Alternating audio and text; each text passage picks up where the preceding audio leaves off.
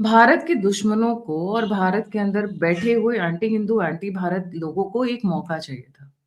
और इस बार इतनी बड़ी गलती, इतनी बड़ी चूक कैसे हो गई मोदी जी के मंत्री से कि उन्होंने चांदी की थाली में परोस कर दे दिया ये मुद्दा, ना सिर्फ हिंदुओं को डिवाइड करने का बल्कि पूरे भारत को डिवाइड करने का, केओस क्रिएट करने का।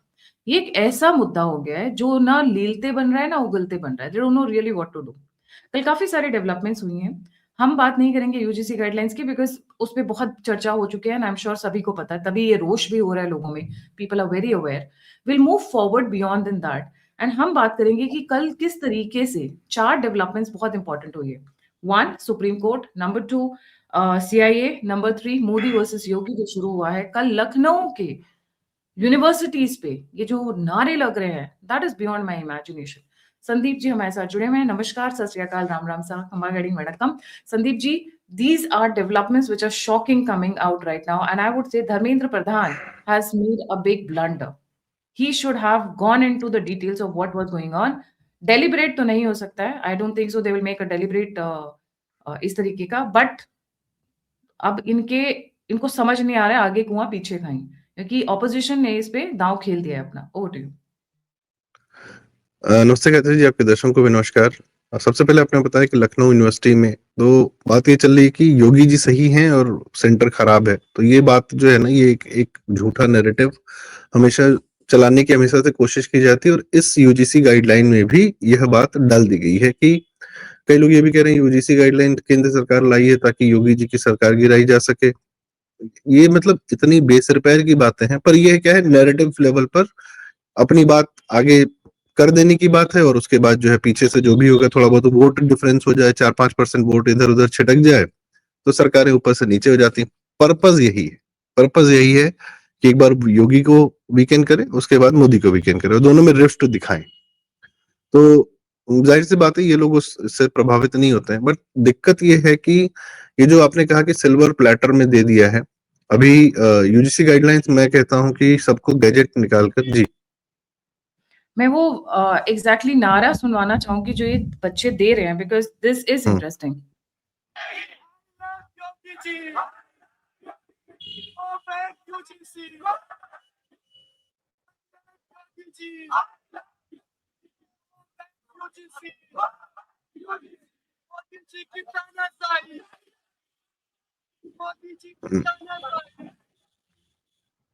आई मैं क्लियर लव कर दे रहा हूँ योगी। क्या बोल रहे हैं बच्चे।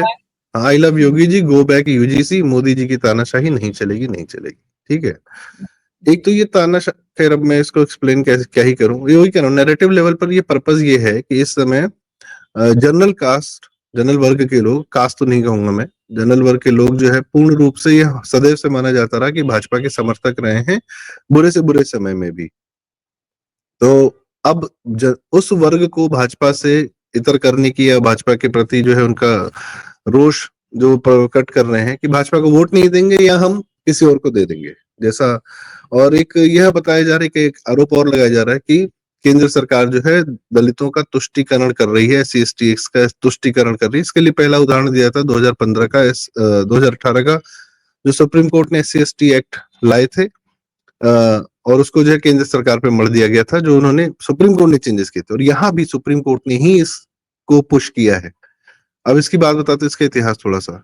इसको सबसे पहले पुश करने वाली एक अमेरिकन एजेंट है, इंदिरा जयसिंह। उसने जो है ये PIL डाली थी या उसने केस पुट किया था कि 2012 के गाइडलाइंस वेर नॉट इनफ।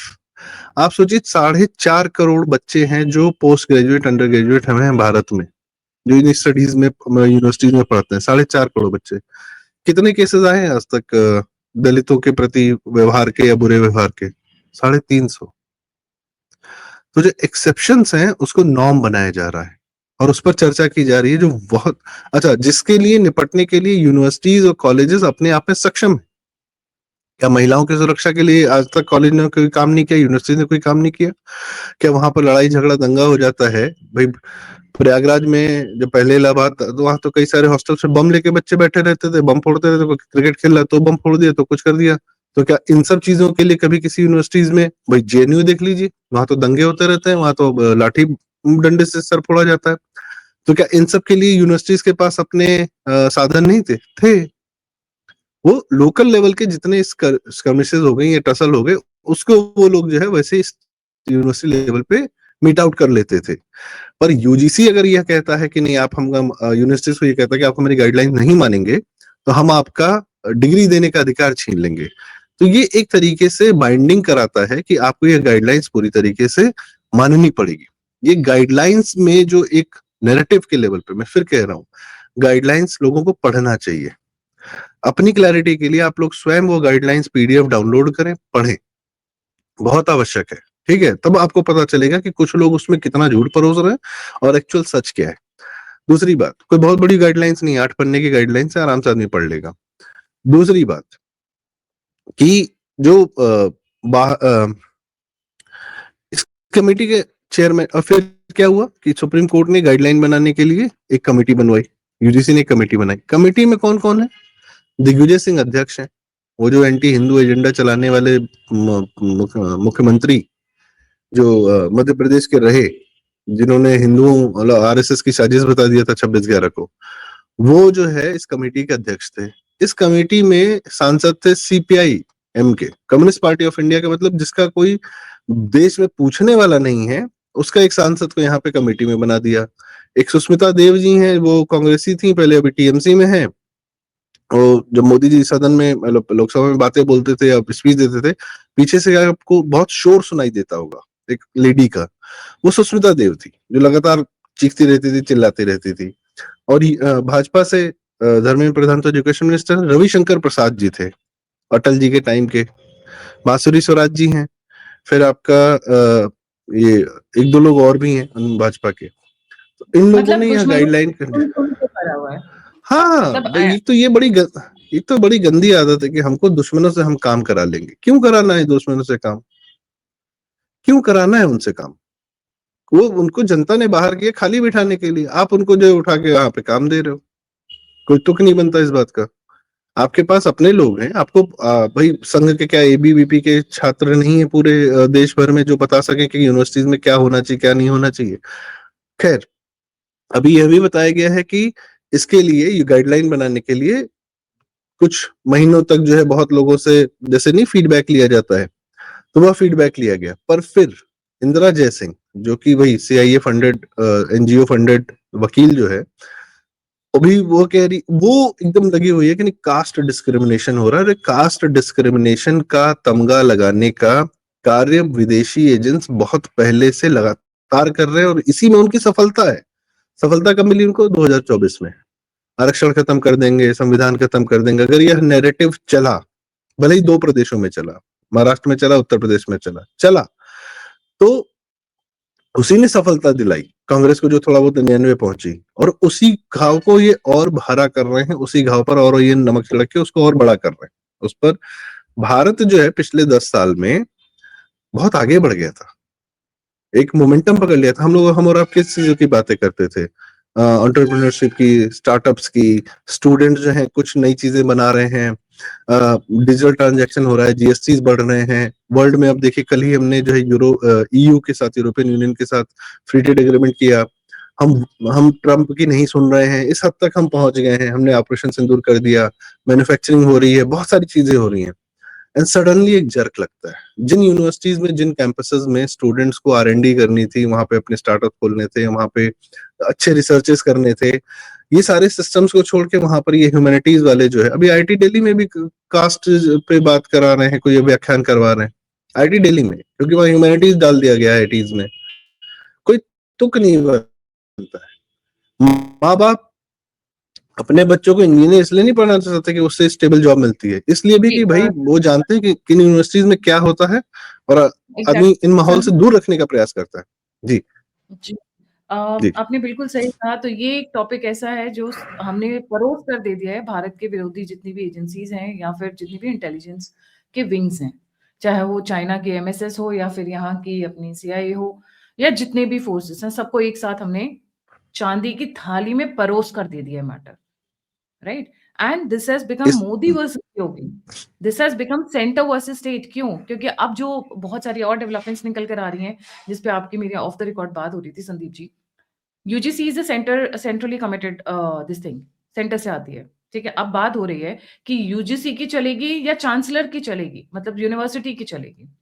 दूसरी बात हो रही है कि सॉरी, यूजीसी की चलेगी या यूनिवर्सिटीज की चलेगी, चांसलर की चलेगी या गवर्नर की चलेगी, क्योंकि चांसलर हो गया यूनिवर्सिटी का, गवर्नर हो गया सेंटर से अपॉइंटेड। तो centre state, Modi Yogi, with in the society discrimination, आप समझिए इसके कितने रिपल इफेक्ट्स हैं, किस लेवल पे इन्होंने ये ब्लंडर किया है। आई एम तो holding the entire education ministry responsible for it. How could you let this happen? आपका क्या रात को नींद की गोली खा के सो रहे थे आप लोग? How could you let Gayatri ji, this गो?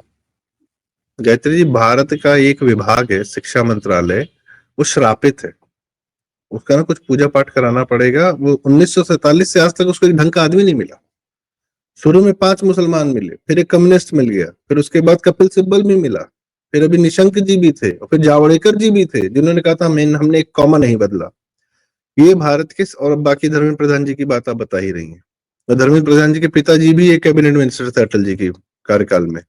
तो एक तो राजनीति के नेता के बच्चों लोग की कितने वो जमीन से जुड़े होते हैं, कितने जमीन से कटे होते हैं। ये नेताओं के बच्चे किसी भी पार्टी के हों, जो बहुत ज्यादा, अब मैं क्या कहूँ उसमें, मैं बहुत कमेंट नहीं करना चाहता। नेताओं के बच्चे are not that smart, particularly in politics. Rarely एक का दुक्का एक्सेप्शन मिल जाएंगे, जनरली दे आर नॉट।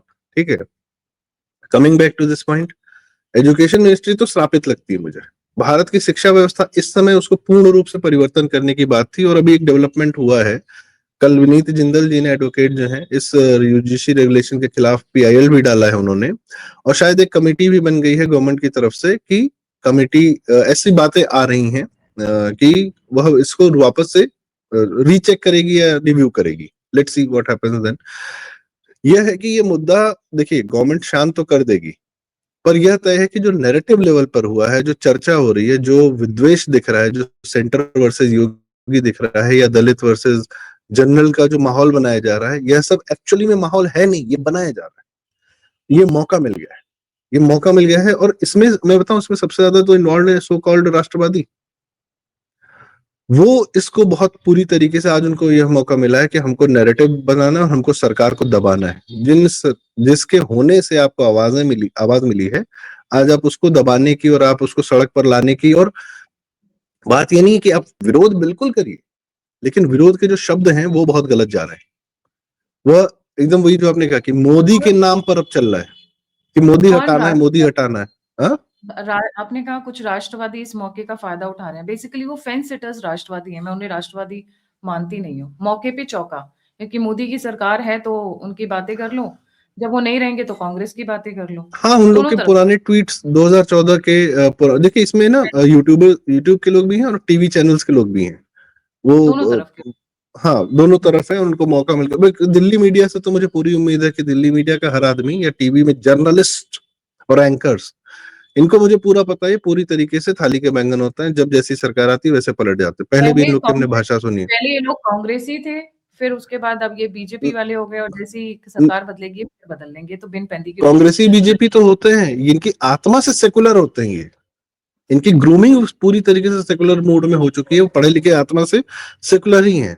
तो इनके अंदर का वो मवाद ना कभी कभी बाहर निकल आता है, कि एक मौका मिले, सरकार हटे, तो इनको मजबूरी, इनको इनको टेंशन है कि यार ये दिल्ली में कौन लोग आके बैठ गए हैं। दिल्ली तो 111 10001 वाले जो लुटियंस जोन वाले थे वही चलाते थे। ये बाहर हाँ, कहां से आ गए, इनसे डील करना पड़ता है। ये इनकी बहुत बड़ी तकलीफ है, बार बार दिखता है। Coming back to our point, अब हमसे कहा जाएगा कि भाई आप सरकार को डिफेंड कर रहे हो, दूसरे को बोल रहे हो। मैं कह रहा हूँ डिफेंड नहीं विरोध करेगा, जायज है, गलत है। हाँ, गलत है तो विरोध है। जायज है, पर विरोध के नाम पे यदि आप यह कहेंगे कि मोदी हटा दो, तो फिर आप क्या करोगे? योगी जी को ले जाओगे दिल्ली में, तो फिर यहाँ पे क्या कहते हैं, उत्तर प्रदेश उत्तर कौन प्रदेश। देखेगा? सब जगह बर्बाद कर देना है क्या? आपको एक हम्म, कंटिन्यूटी ऑफ पावर चाहिए होती है। और सबसे बड़ी बात, ये सरकार सुनती है। जीएसटी में इतने चेंजेस हुए हैं, जीएसटी के रेगुलेशन जो आए थे, बार बार व्यापारियों ने अपनी बातें कही, लगातार हुआ। अभी सितंबर में फिर गाइडलाइंस आई, बहुत सारा रिलीफ मिला। तो यू से योर थिंग्स, आपकी सुनी जाएगी, आपकी समस्या है, सरकार को दिख रही है, फीडबैक मैकेनिज्म तगड़ा है, कमेटी बनेगी। और हम्म। मैं बताऊं, मुझे यह भी पता चला है, लोग यह भी कह रहे हैं कि यूजीसी नाम की संस्था ही खत्म होने वाली है। यूजीसी, होने वाली है। एआईसीटी, पूरा। यूनिवर्सिटी को यस, यूनिवर्सिटी का स्टेटस दिया जा रहा है। पूरा इवन सिलेबस मुझे चेंज हो रहा है। ये बीए बीएससी करवा के जो बच्चों को छोड़ दिया जा रहा है, जैसे सड़क पे गाय और भैंस चलते हैं वैसे ही बच्चे बीए बीएससी करके, हम तो डिग्री है, फिर हम सड़क पे चलते हैं, हम नौकरी नहीं करेंगे, हम ये नहीं करेंगे। आपको बेसिकली आपको काम करना आना चाहिए, स्किल्स आने चाहिए। और सरकारी नौकरी की तैयारी करने वाले कितने लोग हैं? 1,000 से 10,000 सरकारी नौकरी होगी पूरे भारत भर में, या 20,000 होगी, बहुत 50,000 होगी। तैयारी करने वाले 1-1 1.5 करोड़ बच्चे हुए। कोई मतलब बनता है इस बात का? इनका 4-4 साल 5-5 साल जो खराब हो रहा है, हमारा और इनको जो है फिर हमारा खान संदीप और जी, विकास विकृति टाइप के लोग बेवकूफ बनाते हैं। They have to get in skill work mode. जी, स्किल वर्क बेस्ड। मैं यस। मैं टॉपिक से ज्यादा डिबेट नहीं करूंगी, मैं बस एक चीज जी यहाँ जी। पे कहना हम्म। चाहूंगी। जो काम करता है वही गलती करता है, हाँ। ठीक है? जो खटिया पे बैठ के हुक्का गुड़ गुड़ गुड़ गुड़ कर रहा है वो गलती नहीं करेगा। So this is definitely a mistake on their part. There is no doubt about it. Hmm. But I hmm. think we should wait and watch कि क्या ये हो जाएगा। Implement तो नहीं हो रहा है ना अभी। It has been put on hold. Committee has hmm. been formed. Right? हाँ। पूरा हम्म। नैरेटिव और चल रहा है, बट इसको यूज करके कि मोदी को हटाना है, योगी को इलेक्शन हरा देना है उत्तर प्रदेश में, मोदी वर्सेस योगी कर देना है, that is where it is going wrong. एक फीडबैक बात और कहूंगा आउट, गायत्री जी।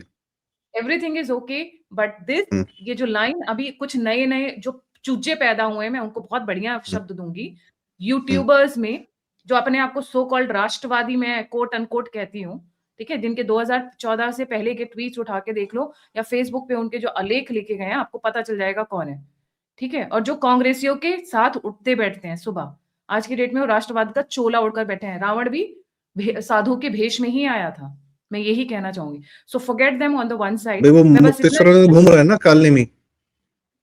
कालने में घूम रहे हैं ना, मैं यही कहना चाहूंगी, hmm. Hold, do not form an opinion, because लोग बहुत गुस्सा है, बट अगर करेक्शन नहीं होता है देन एक्शन लेने की जरूरत है, but they are already on a corrective mode. Dharmendra Pradhan कल बैठा हुआ बोल रहा था ना कि हम इस पे एक्शन ले रहे हैं, हम इस पे कमेटी फॉर्म कर रहे हैं, मतलब पता चल गया है कि पूरी की पूरी जनता जूते लेकर खड़ी हुई है इस वक्त। मैं ये भी नहीं बोलूंगी हम्म। गुर्रा रही है, जूते लेकर खड़ी हुई है इस चीज के ऊपर। स्टूडेंट्स इस वक्त बहुत गुस्से में हैं, they have made a mistake. एक एंगल इसमें और निकल कर आ रहा है Sandeep ji, that is very funny, जो आप मेरे से कल डिस्कस कर रहे थे, उदित नारायण का एक स्टेटमेंट आया हुआ है, आप उसको how do you see that statement ji? जो उदित राज जी हैं, जो कांग्रेस के नेता हैं। सॉरी, हाँ। उदित राज जी, हाँ, कांग्रेस की। उनके कमेंट से पहले मैं एक बात ये कहना चाहूंगा कि आज देखिए, सबको पता था कि पॉलिटिकल पावर किस किस वर्ग के पास है, कौन अपने वोट्स के जब बल पर सरकारों से डील कर लेता है, सरकारों को झुकाने का तो एक दम्भ है, मतलब अपना काम करवा लेता है। ये फर्स्ट टाइम मैं देख रहा हूँ जनरल कास्ट को पॉलिटिकल स्पेस में वो अपने आप को पुश कर रहे हैं। तो भाई साहब, ये माहौल भी ना आपको इन्हीं लोगों ने दिया है, ये मौका भी आपको इन्हीं लोगों ने दिया, वरना किसी और की सरकार में कोई, हर पार्टी में बिखरे हुए रहते थे सारे के सारे, ठीक है, इंदिरा गांधी सपा ने में बैठे बसपा हुए में। निहत्थे साधुओं, इंदिरा गांधी ने प्रॉमिस करने के बाद बैठे हुए साधुओं पे गोली चलवा दी थी, निहत्थे लाशें गिर गई थी। वो वापस आने में टाइम नहीं लगेगा, क्योंकि ये जो शहजादा है ना, जो हर तीसरे दिन जाता है, जर्मनी जाता है, कभी यूएस जाता है, वो इतना क्रूअल हो सकता है जो लोग सोच नहीं सकते, उसकी शक्ल के ऊपर लिखा हुआ है।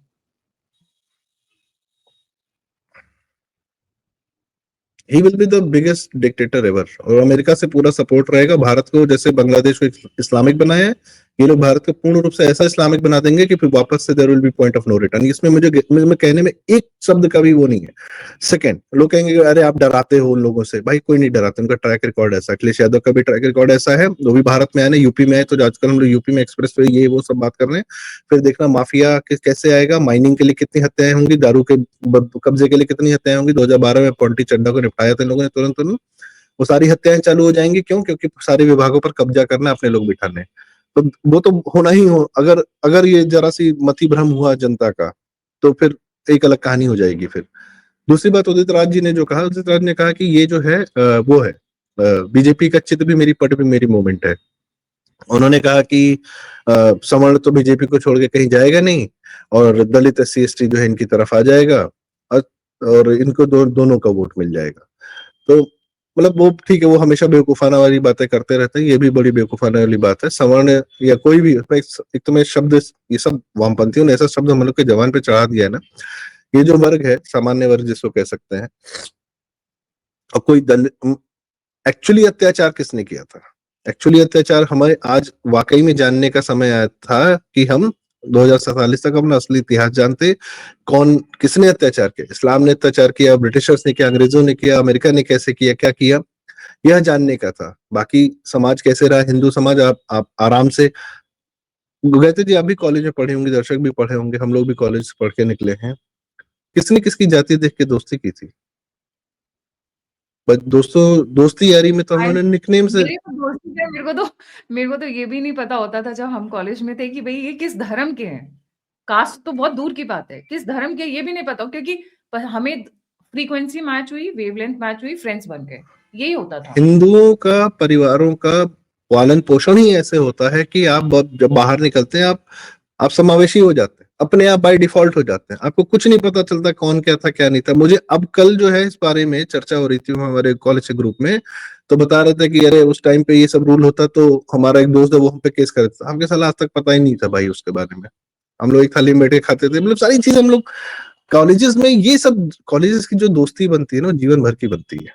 वो भी एक आपको परिवार, एक समाज मिलता है, वहां ये होना चाहिए था। इस नैरेटिव की वजह से ना वो टूट रहा है, वो टूटता हुआ दिखता है, तो ये दुख है, ये बहुत कष्ट की बात है कि बच्चे जो है पढ़े लिखे, दोस्ती यारी करें, जीवन में आगे बढ़े, अपना समाज बनाए। वो ज्यादा आवश्यक था कंपेरेटिव टू कि एक बार किसी ने हमको कुछ बोल दिया उससे हमारा जीवन खराब हो गया। ये फालतू की बात है सब, ठीक है। और रही बात पॉलिटिक्स की, इसके पॉलिटिकल इम्पैक्ट पड़ेंगे, हम लोग कोई भविष्यवक्ता नहीं है, ये मुझे तय है। मुझे ट्रैक रिकॉर्ड ही देख के मैं कह सकता हूँ कि मोदी शाह जी इसको जो है ऐसा नहीं कि हल्के में छोड़ देंगे। जिन्होंने बड़े बड़े काम किए, 370 हटाए, बहुत बड़े बड़े काम किए। गुजरात में भी विद्रोह हुआ था, उदित जातिगत राज विद्रोह हुआ था। अल्पेश उदित और राज क्या नाम है, जिग्नेश मेवाणी और वो हार्दिक पटेल सब आ गए थे सड़क पे, कोर्स करेक्शन किया उन्होंने। इनका भी होगा, कोई दिक्कत नहीं, कोई समस्या नहीं है। भारत के बनने और हिंदू धर्म के आगे बढ़ने में छोटे मोटे रोड़े यदि आते हैं तो उसको थोड़ी देर इग्नोर करके, साइड करके, आप सबको मैं कहूंगा कि एक तो यूजीसी का गैजेट पढ़ें और पूरा फुल फ्लेज भारत का व्यापक पिक्चर देखें। क्या जरूरी, देश जरूरी है, भारत जरूरी है, पूरा हिंदू समाज जरूरी है, या ये इससे कोई देश नहीं मरने वाला इस गाइडलाइन से, और इसका रेक्टिफिकेशन भी होगा। तो थोड़ा सा सब लोग निश्चिंत रहें, शांत मेरे रहें, से तो आराम मेरे करें से बहुत जी। लोगों ने कहा था मेरे से बहुत लोगों ने कहा था कि आप वीडियो नहीं कर रहे हो। क्योंकि जब ये आया था उसी वक़्त ये समझ में पीछे से न्यूज़ आ चुकी थी कि ये बवाल हो चुका है और इस पे रेक्टिफिकेशन स्टार्ट हो चुका है। सो दैट इज़ व्हाई मैंने इनिशियली नहीं किया था, बट फिर लगा कि अब आके बात बोलने की ज़रूरत है।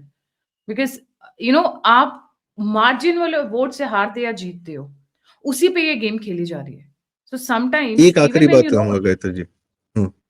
ये उदित राज जी का स्टेटमेंट किया, वोट कंसोलिडेशन हो रहा है बीजेपी का इससे। What is he saying? देखिए, वो तो चुनाव में ही पता चलता है कि कितना वोट कंसोलिडेशन हुआ, कितना नहीं हुआ।